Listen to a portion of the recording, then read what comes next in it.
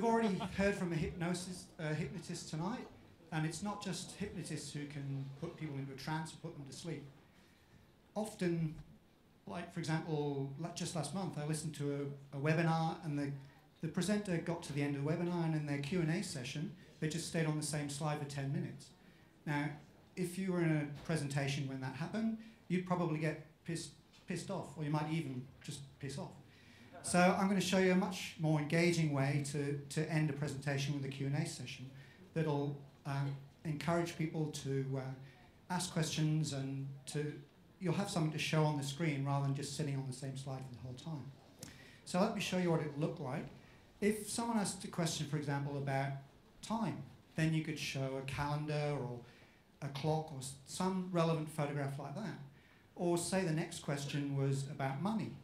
Well, you could straight away just jump to a slide that showed money, coins, you get the picture, literally. So how does it work? Well, there's basically 3 steps to it, which I'll show you tonight. So this is a map of my presentation tonight, my talk. Each of the squares represents one of my slides. The blue dot is where we are now, and the red triangle, that's my most important point. So step 1.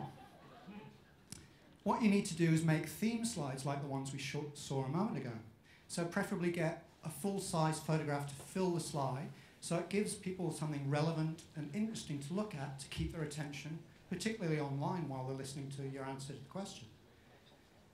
So here are some examples of themes that you might come up with, but basically it's whatever is relevant for your audience and your particular topic.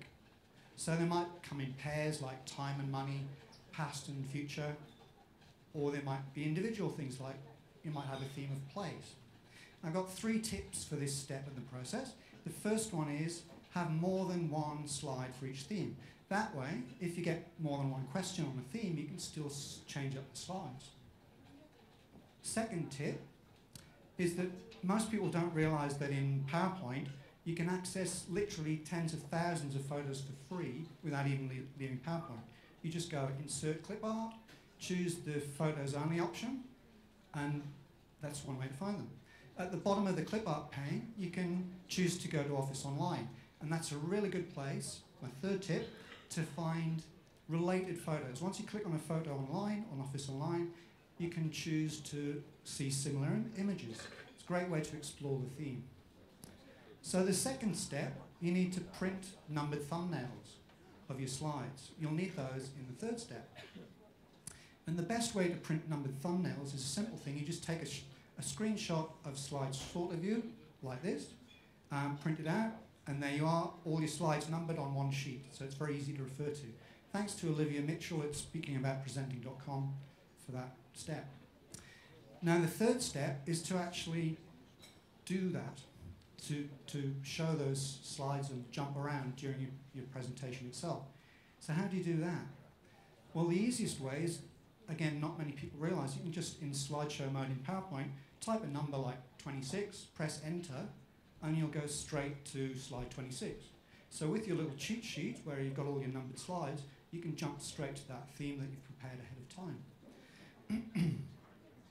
So my most important point, though, is it's very difficult to do that if you're busy answering the questions. So there's a couple of things you can do about it.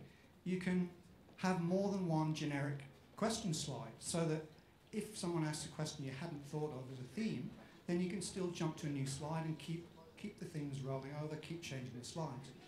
The most important tip is to get a friend, a colleague, or in this case, man's best friend, to actually operate your keyboard so that you're answering the questions and you don't have to worry about the technical side of things.